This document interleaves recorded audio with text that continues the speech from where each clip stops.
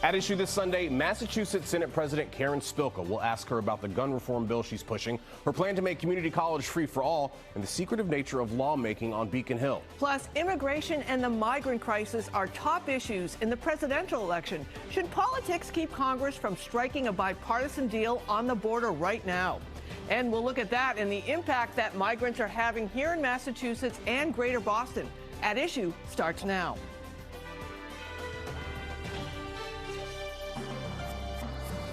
Good Sunday morning to you, and thank you so much for joining us here at Issue. I'm Corey Smith. I'm Sue O'Connell. Senate President Karen Spilka is here in studio, and we're going to talk to her about a number of pressing issues in just a minute. But we want to start with a quick look back at what was at issue over the past week.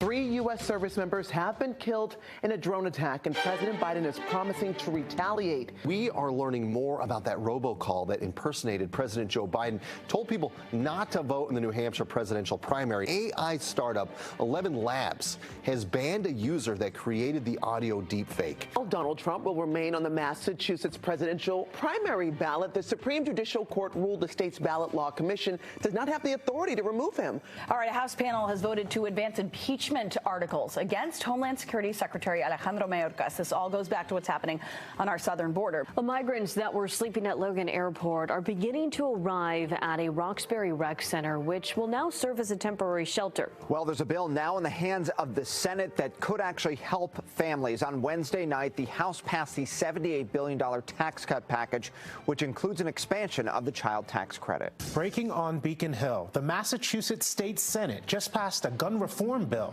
by a vote of 37-3. All right, it's been a busy week for state lawmakers, particularly on the issue of gun control. As we know, Massachusetts has some of the toughest gun laws in the country, and according to several studies, the second lowest rate of deaths by gun violence in the U.S. Last year, the Massachusetts House passed a bill to tighten several gun laws, and last Thursday, the Senate passed its own bill. Among the goals here, the Senate bill tries to rein in so-called ghost guns. These are firearms that start as build-it-yourself kits sold online. Their parts don't come with serial numbers, making them untraceable. The Senate wants to require serialization of gun frames and receivers. The legislation also prohibits the use of 3D printers to manufacture guns and bans possession of Glock switches, devices that make semi-automatic weapons fire more quickly. It also expands the state's red flag laws, which allows individuals to ask a judge to remove someone's ability to possess guns if they are deemed dangerous. Joining us to talk about this bill and much more is Senate President Karen Spilka. Thank you so much for being here on this Sunday. We appreciate you having you back. All right, so we know Second Amendment advocates do not support this bill. No surprise there, really, right? But law enforcement, including the Massachusetts Chief of Police Association and the Middlesex District Attorney's Office, they are supportive. As you just heard, we outlined some of the top line items of this bill, but what provisions to you are most important? Well, the ones that you mentioned, but to start out, I believe that this is a bipartisan, common sense, comprehensive gun safety bill that will make Massachusetts safer. It will decrease gun violence and will help save lives, to be honest with you. It's the product of many, many hours. It was full hearings. There were 47 gun safety bills heard in the Public Safety Committee in November. And we had many, many meetings, met with the Chief of Police, met with the DAs, met with all advocates, stakeholders, whoever wanted to meet with us, we did. Gun holders, and it was the product in meeting with the senators. So it was really an inclusive effort, and that is, so the final product I'm really proud of, but the process I'm proud of as well. So we know ghost guns are a nationwide problem. We hear from law enforcement more and more about their use, and we also know that red flag laws are important. With the tragedy that happened up in Lewiston, are those two top line items really the ones that you think when you talk about just common sense reforms really stand out?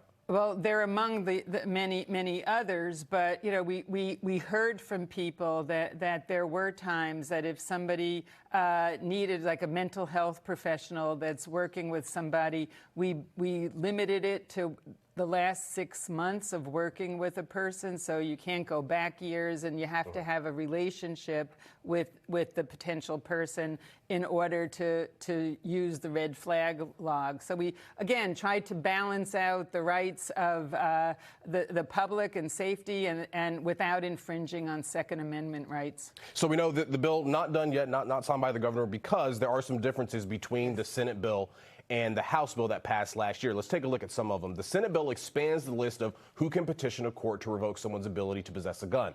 The House bill includes school administrators and employers. The Senate bill leaves those groups out, but, as you mentioned, includes medical providers, social workers. And the Senate bill allows information about gun applicants who have been involuntarily hospitalized with mental health issues. The House does not. Do you foresee any sticking points here keeping you all from ironing this out in a quick fashion and sending it to the governor's desk? I believe both branches have stated gun safety and getting a new piece of legislation strength. We have strong laws now, but we can make them stronger, and we should. I think it's a priority for both branches, so I am looking forward to resolving this with the House and getting it to the governor's desk. I have to admit, I've been skeptical about the ability for this to move forward from last year, and I was surprised this past week when the number of amendments that you were going to discuss. I was like, there's no way in heck they're going to get this done. How did you get this done? Again, meeting with each member. Senator Cream, Majority Leader Cream, took the lead on it for the Senate. She met with every member. We heard what their concerns were, heard what their amendments were. Some of them we tweaked, some we adopted, some we didn't, but a lot of it is listening and a common sense approach to resolving the issues. All right, let's talk to another issue that is no resolution right in front of us. It's the immigration and the migrant crisis. Of course, the Healy administration recently opened a temporary shelter over at the Melnia Cass Rec Center in Roxbury. Again, it was supposed to be temporary, and it looks like it will be. It's the largest of 3 overflow state sites for people who are waitlisted for the family shelter system. That system is at capacity, and according to the governor, how has the administration done, in your opinion, in providing shelter for the folks that need it, getting them jobs? What has to happen here? What's your grade on how the governor and the administration is dealing with this crisis? Well, I think the governor and the administration is doing the best that's possible in a very, very tough situation. Day to day, we don't know the number of migrant families coming into Massachusetts. We are a New England state. We are bitter cold in the winter. We can't allow families, particularly children, sleeping on park benches overnight. We just can't allow that as a state, as a Commonwealth. We can't allow that. So we need to help. But we need help, and we have been united with the administration in clamoring. We need federal immigration reform. Congress needs to get their act and do federal immigration reform. It's way overdue. We need funding. This is a federal issue. They can't expect the states to bear the burden of all of this. And we need them the federal government to continue to work with us with work permits and other resources to help families become more self-sufficient out of the shelter and self-sufficient. We know that is a heavy lift in Washington, D.C. We've seen that recently. Knowing that Congress does struggle to get its act together, if this problem persists, if that federal help does not come, what more can the Commonwealth do to support these families? Well, I believe that we are doing a lot. We're enlisting with the communities. We're supporting our communities, service providers. There's a lot of faith-based organizations that are helping out. We're looking at all resources, and the administration is looking everywhere. Again, we are a very cold climate. I can't imagine a family with young kids or babies sleeping on the Boston Common. Do you have any idea why they picked Roxbury to put this? There's state facilities all across the state. Obviously, Roxbury, a primarily black and brown community that has been through a lot, especially with the CVS's and the Walgreens leaving. Some track folks had to change where they were going to practice. Do you know why they picked this center? Yeah, I don't know. I have to think that they did do research, that this was an opportunity. I know it's for several months, and then they'll be moving them out, the families out. There are other sites in Quincy and elsewhere where there are shelters. I know we have families in Framingham and Northborough out in the Metro West area. So I don't know particularly this one location, though. Is the geography, I guess, of Massachusetts, for lack of a better term, hamstringing where we can put these folks? Because we always hear it needs to be an all-of-community approach. Everywhere in Massachusetts should step up to the plate and help. But is that feasible in all towns and municipalities in the Commonwealth, or are the hubs going to be Boston, Greater Boston, and before you get too far out west? Well, it is difficult, and it raises attention and focuses on the fact that, for example, we don't have public transportation everywhere in the state. And, you know, we have been investing in the T and trying to invest more to make it more accessible, safe, and affordable. But our RTAs, you know, need more assistance as well. We should be able to get wherever we want to go by public transportation in the state. We're not an enormous state. It's something that I know the Senate, we've been trying to invest in and bring them more money, the RTAs, so that if somebody is, whether they be in Metro West or the western part of the state, they can get to their kids to school, they can get to their job or the doctors or shopping or whatever they need.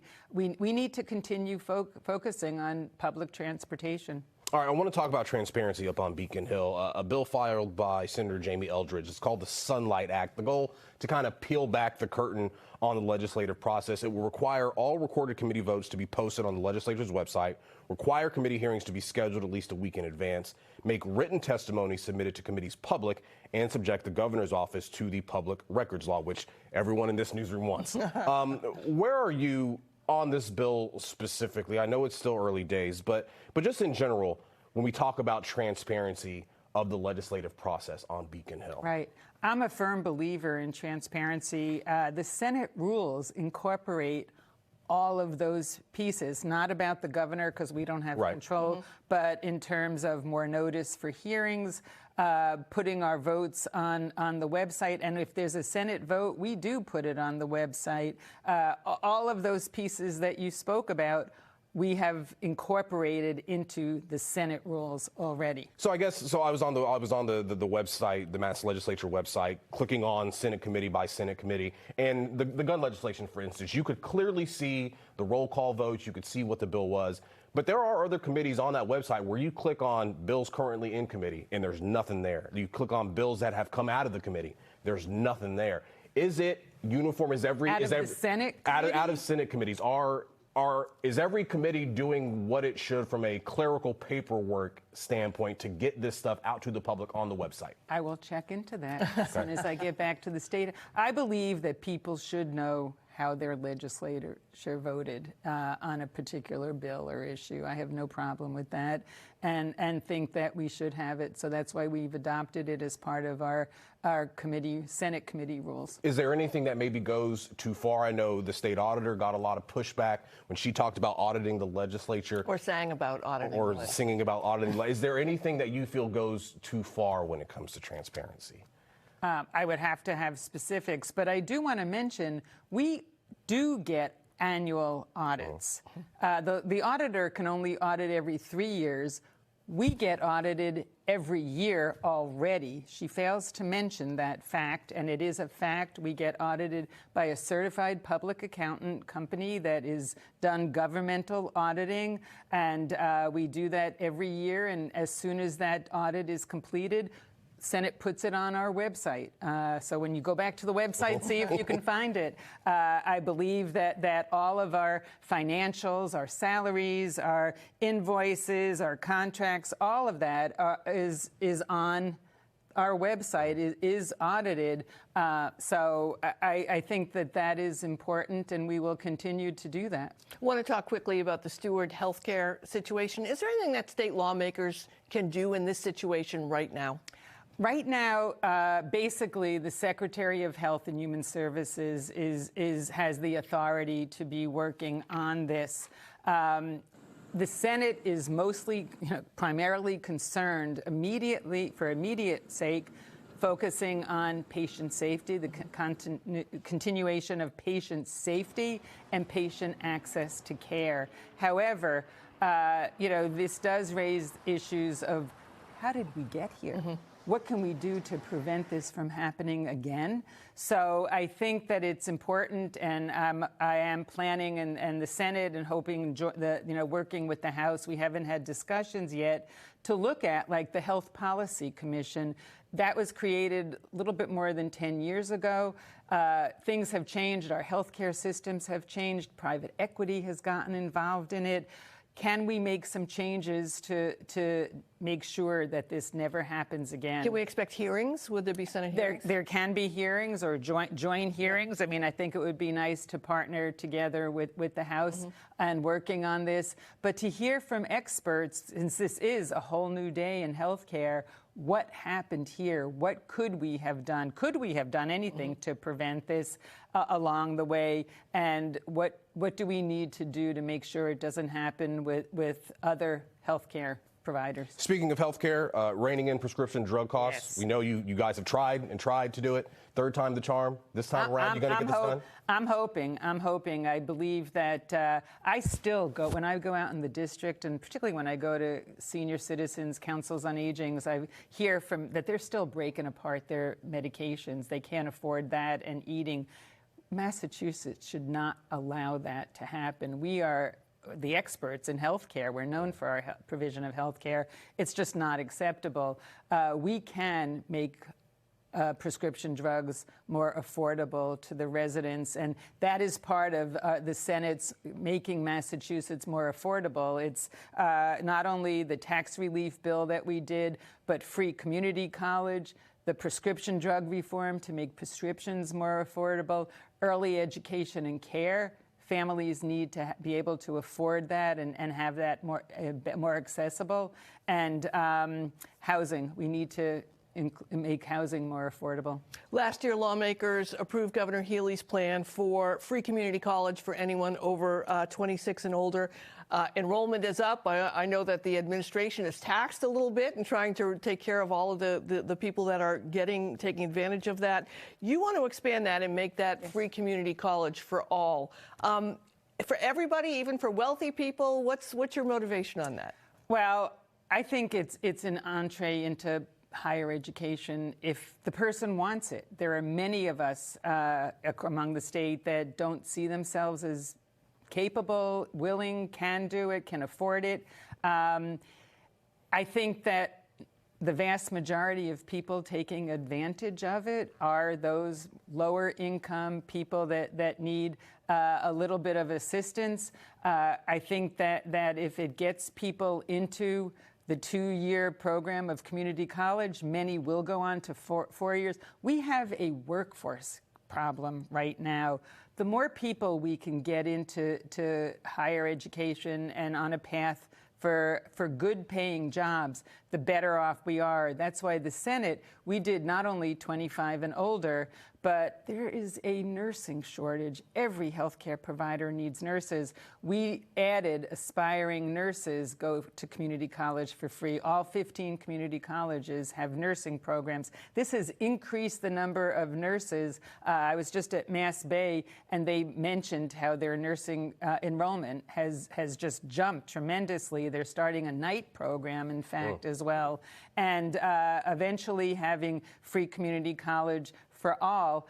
Clearly, if they can afford it, or if they can get some grants, federal Pell Grants, there are ways to help.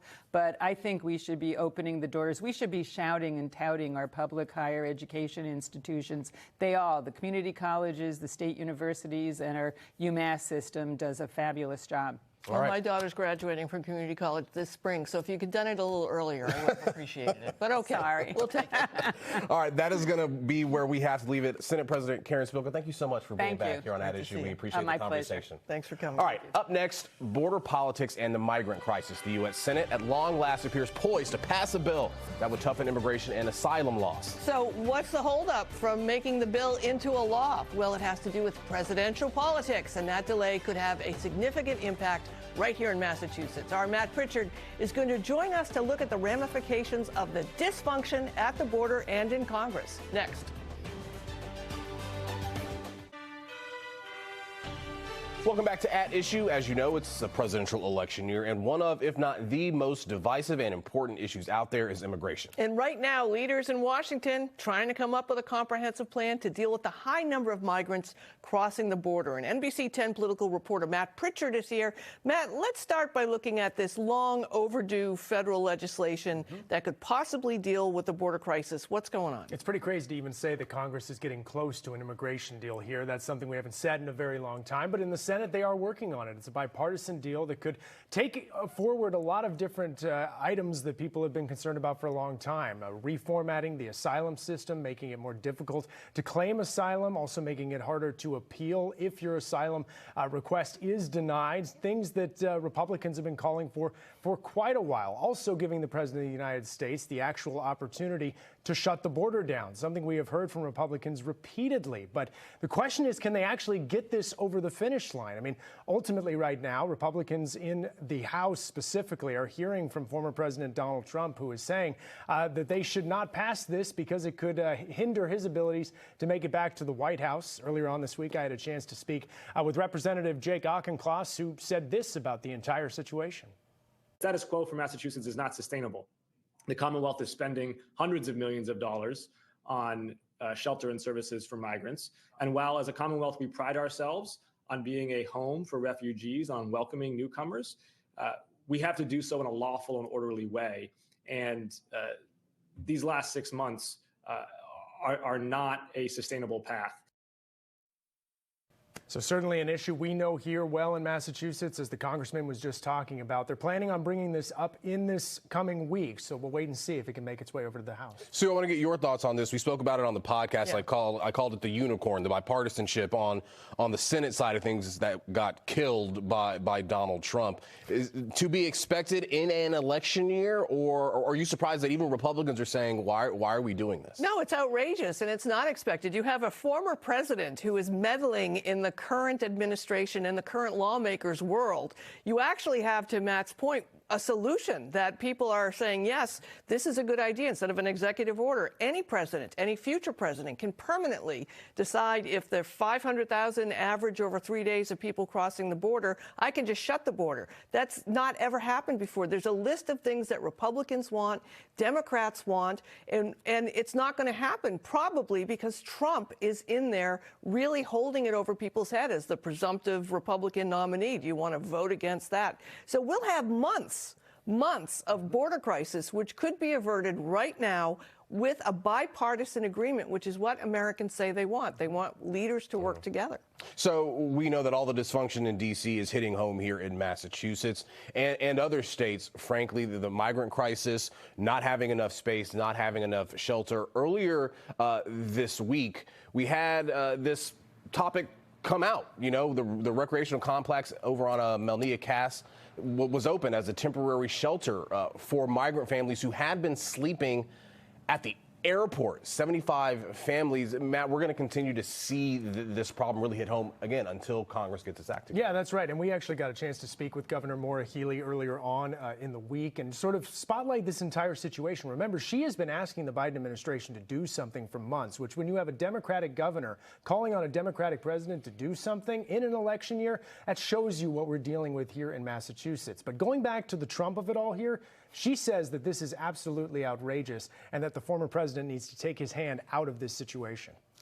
The former president is being really irresponsible when it comes to comments like that because we need it. We need it for security. We need it for work and the workforce right now. And we need it for relief for our states, including states like Massachusetts. So some very strong words there from the governor. We'll just wait and see whether or not Congress chooses to listen to what she has to say. Yeah, we know you will be following all of it. We appreciate it, Matt. NBC 10 Boston political reporter Matt Pritchard. That is all the time we have for today, but the conversation on all of these topics continues on our podcast, Taking Issue. A new episode just dropped on Friday. You can download it anywhere you get your podcast.